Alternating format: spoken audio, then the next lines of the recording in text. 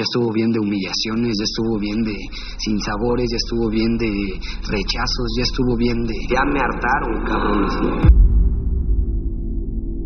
San Valentín es la fecha de celebrar el amor y la amistad, un día lleno de cariño, regalos y confesiones. Pero, ya sabes que en este canal siempre hay un pero. El 14 de febrero del año 92 tomó otro significado. Si bien todo se tiñó de rojo, no fue por las cartas de amor, las rosas ni los corazones, sino por la sangre y la muerte que dejó una mancha imborrable en la historia mexicana. Alejandro Cota Quirós, de tan solo 18 años, perpetró un brutal crimen contra su familia. Le quitó la vida a su madre, sus 2 hermanas y su hermano Héctor. Este último con el que se ensañó particularmente, golpeando la parte superior con una llave de perico aproximadamente unas 67 veces. Una infancia marcada por el alcoholismo y los abusos lo llevó a refugiarse en las calles, la delincuencia y el crimen. Sin embargo, muchos no creen su historia y afirman que el llamado asesino de San Valentín es un manipulador muy peligroso capaz de volver a quitar una vida. ¿Te da ilusión salir? Más que ilusión me da temor. Tú a mí ahorita me dices, ¿sabes qué? Es que traigo tu boleta de libertad. Digo, aparte que me da muchísimo gusto, sí, pero yo salgo con temor. ¿Por qué? Por cómo soy, por lo que sé hacer, por cómo me entrenaron y por cómo está la ciudad y el país entero, ¿no?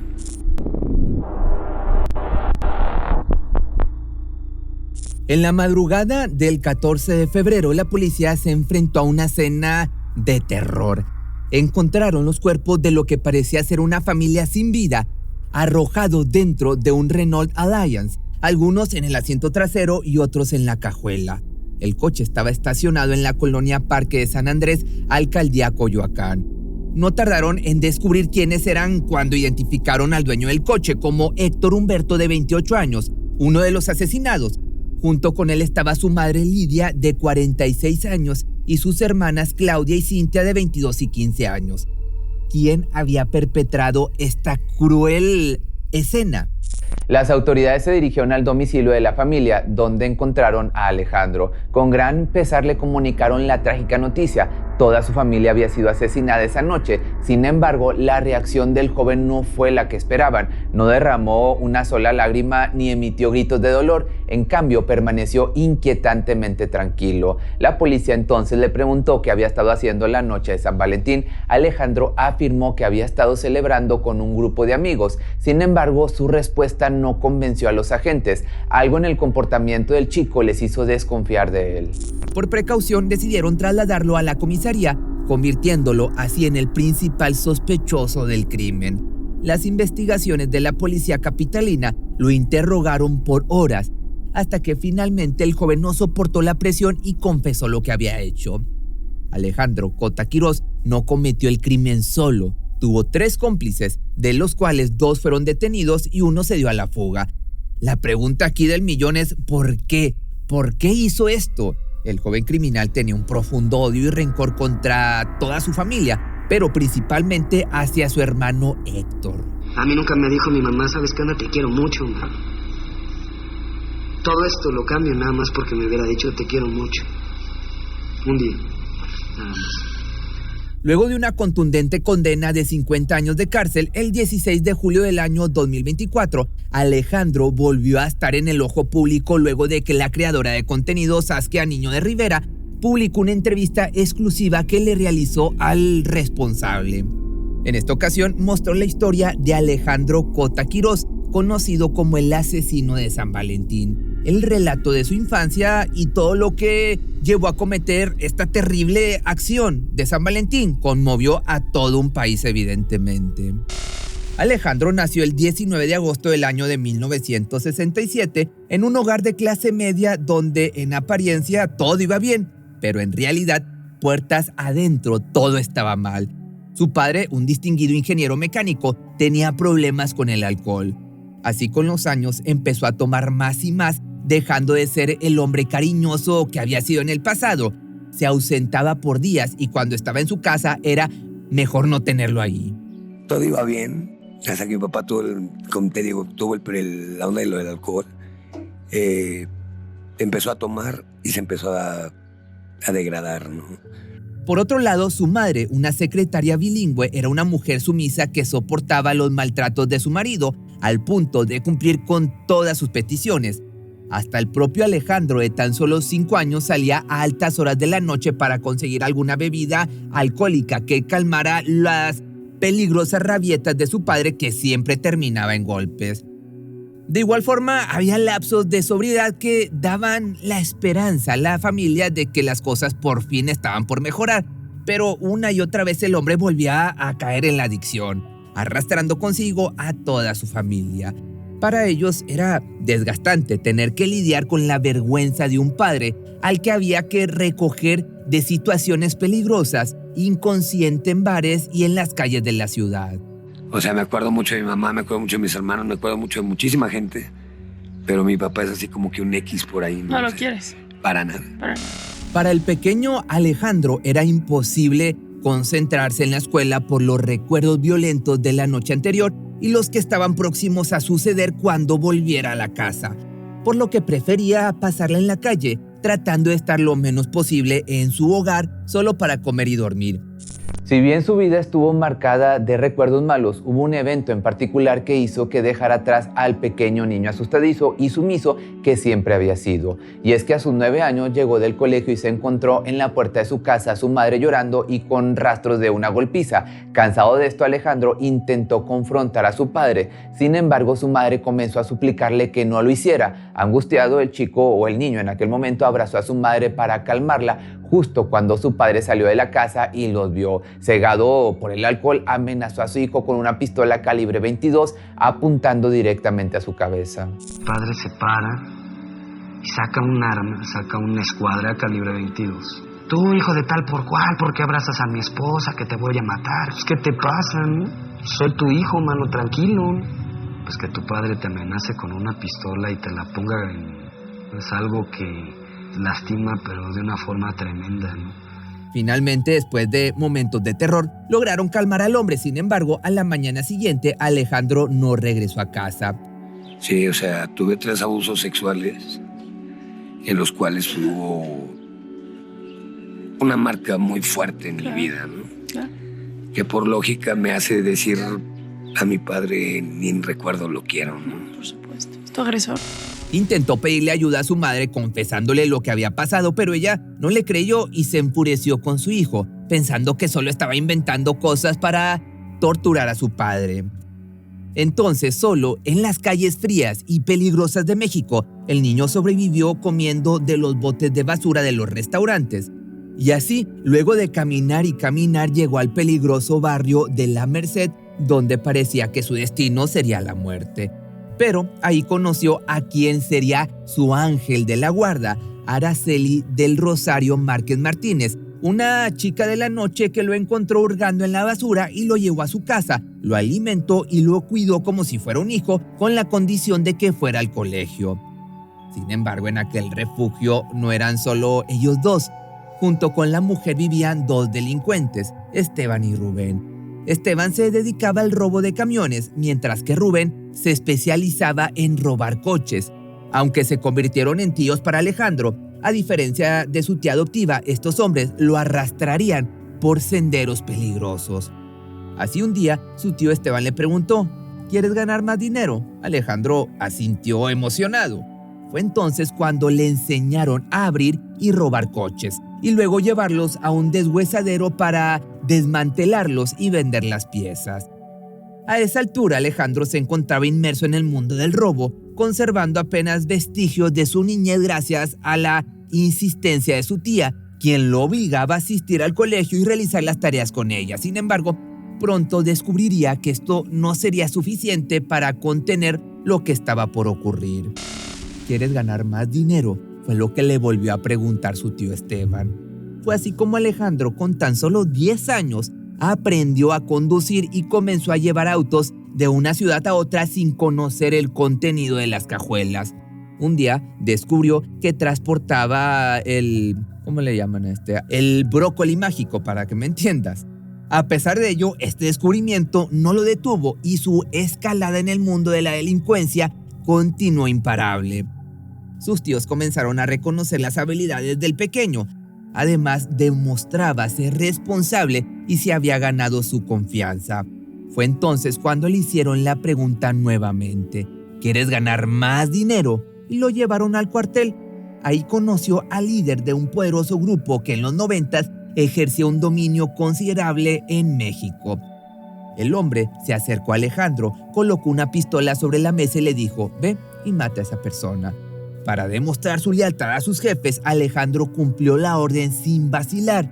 Esta fue la primera de muchas personas desvividas que llevaría en su conciencia. A esa de la camisa blanca.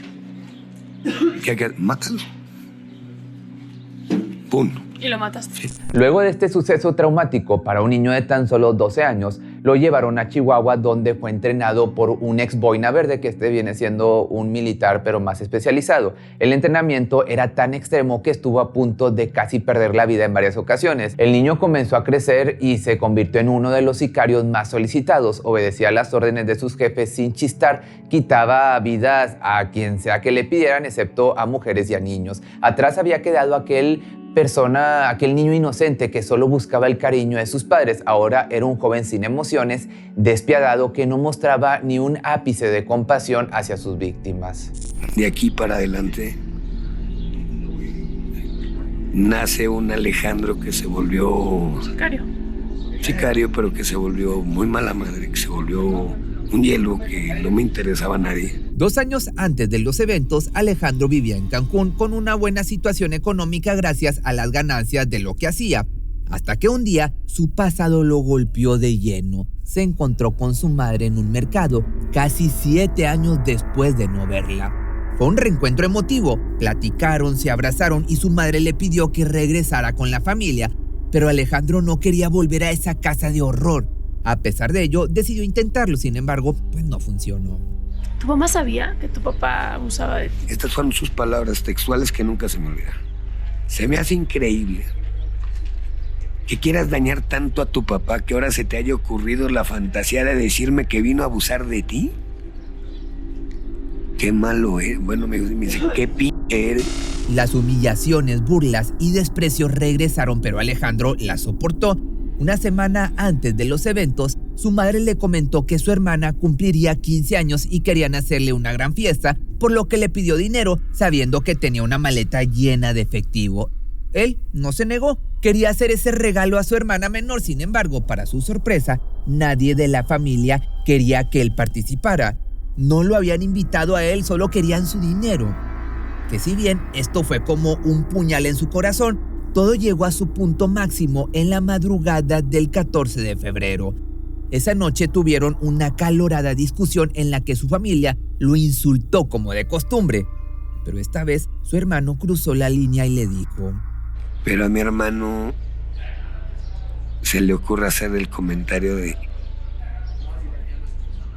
ahora ya entendí por qué mi papá, perdón, la palabra es algo fuerte, algo muy vulgar. Ya entendí por qué mi papá te c***ó, güey. No hubiera dicho eso, ¿no? Alejandro no soportó más y perdió el control. Cuando volvió en sí, todos estaban muertos en el suelo y él estaba cubierto de rojo.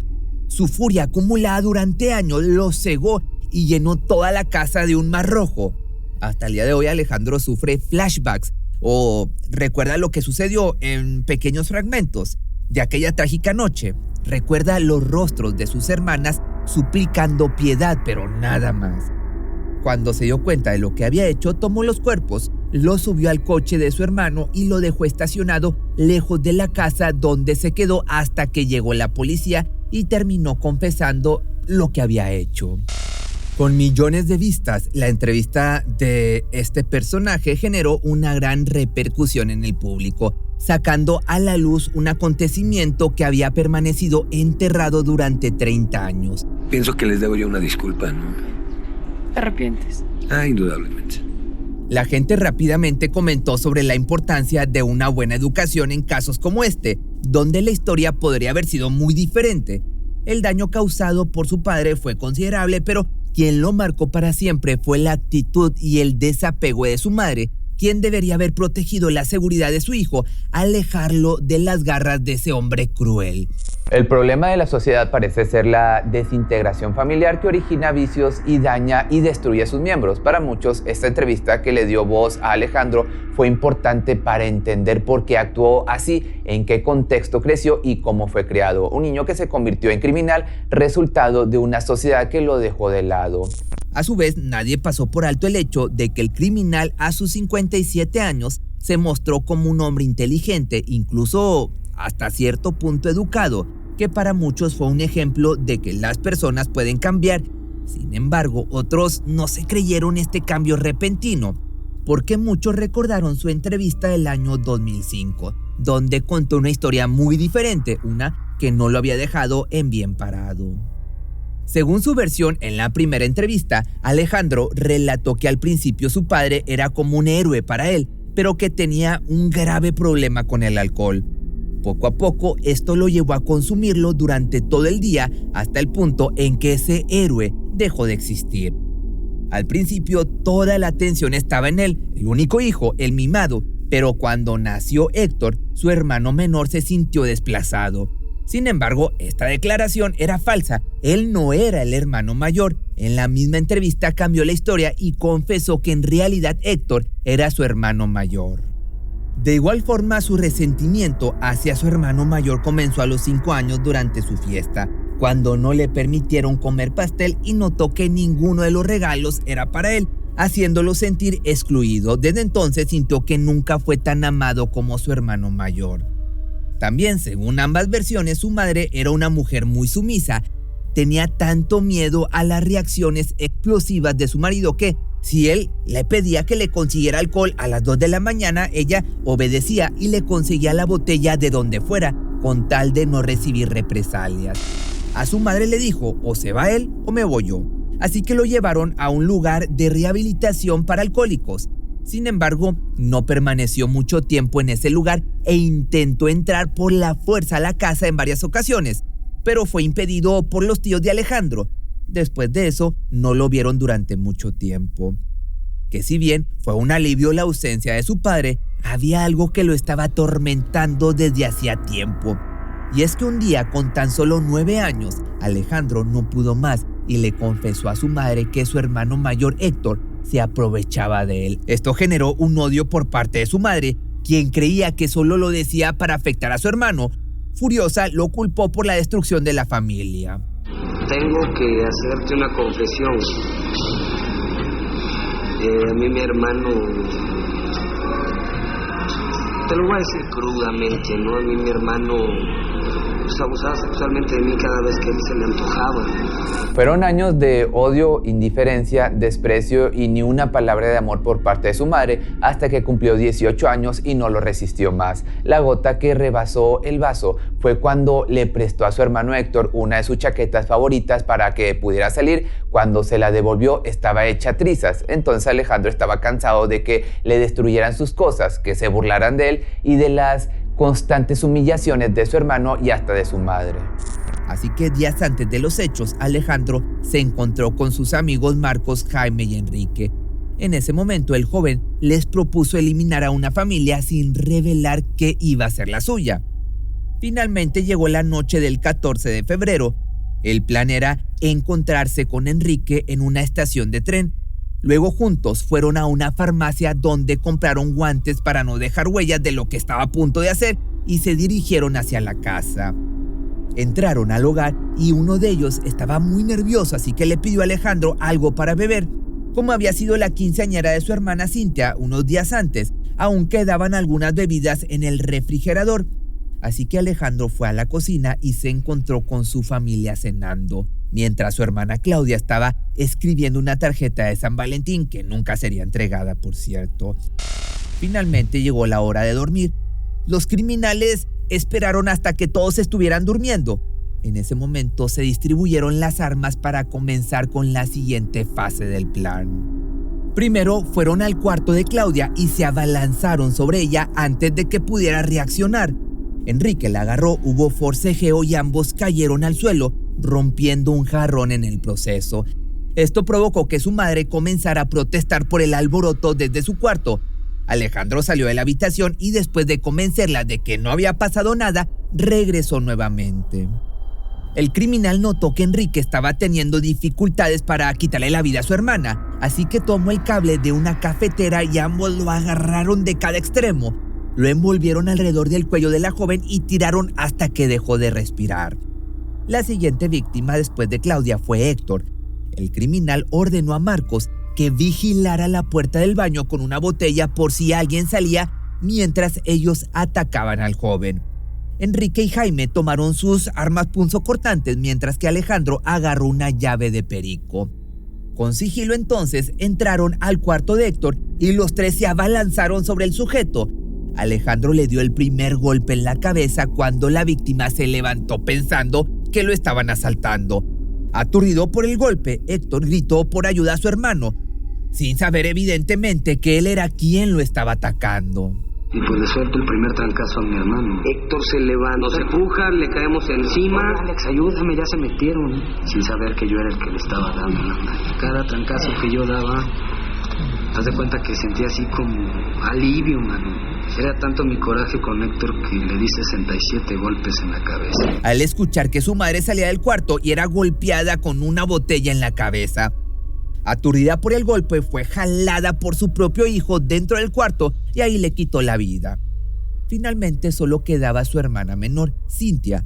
Al ver el miedo en el rostro de la joven, Alejandro experimentó un breve momento de compasión en el que estuvo a punto de perdonarla, pero consideró que ella ya los había identificado y eso podría convertirse en un problema. Así que luego de esta barbaridad, Enrique cargó y llevó los cuerpos en el carro de Héctor mientras Alejandro se quedó limpiando y arreglando todo el desastre. Nadie pasó por alto las contundentes inconsistencias entre ambos relatos. Como te das cuenta, son completamente distintos. Cuando la periodista entonces le preguntó qué decía su expediente psicológico, la respuesta fue totalmente inquietante. Si yo abro tu expediente psicológico de aquí, todos los psicólogos que has visto y demás, ¿qué diría ese expediente? Lo que yo quise que pusieran. ¿Qué es? Que estoy medio zafado, ¿no? Pero caigo bien por lo menos. Pero hay un diagnóstico puntual ahí. Ah, sí, esquizofrénico. Ahí te va, soy una persona manipuladora, rebelde, agresiva, psicópata, sociópata, con tendencias a convertirme en un asesino serial. Las inconsistencias sobre su desgarradora historia hicieron dudar a muchos debido a que en las entrevistas de aquel tiempo, cuando todavía era joven y el criminal estaba en todos los medios, Alejandro jamás habló de su vida en la calle, de su tía Araceli que lo adoptó y lo cuidó, ni de su vida como matón. En cambio, muchos creen que su tiempo en prisión sirvió para crear y armar una historia interesante para llamar la atención del público, para que muchos sintieran empatía por él en un intento de justificar lo que había hecho y quizás en un futuro hasta lograr poder salir en libertad antes de tiempo. A más de 3 décadas de este terrible acontecimiento, el caso de Alejandro Cota Quirós sigue dando de qué hablar. Actualmente cumple una condena de 50 años, de los cuales ya ha cumplido 30. En prisión enfrenta duras condiciones, pero encuentra un espacio para reflexionar y ayudar a otros internos, mientras lidia con el arrepentimiento de su crimen, o eso quiere que creamos. Que yo no le creo nada, no sé tú, pero yo no se la compro. De igual forma no sabemos si su desgarradora historia es real o solo un cuento, ¿cómo te das cuenta? Si realmente está arrepentido o no, es complicado. Pero lo que sabemos es que Alejandro Cota Quirós sí es un manipulador y él mismo lo admitió. Una persona así es peligrosa para la sociedad, entonces esperemos nunca salga de prisión. Si te gustan este tipo de videos y quieres que te analice o te cuente las historias detrás de estas entrevistas, me lo puedes dejar aquí abajo en los comentarios y con gusto lo hago. También te recuerdo que en este canal se suben videos lunes, miércoles, viernes y domingo, y si quieres seguir viendo más contenido, está Muchos Más Misterios, que es martes, jueves y sábado.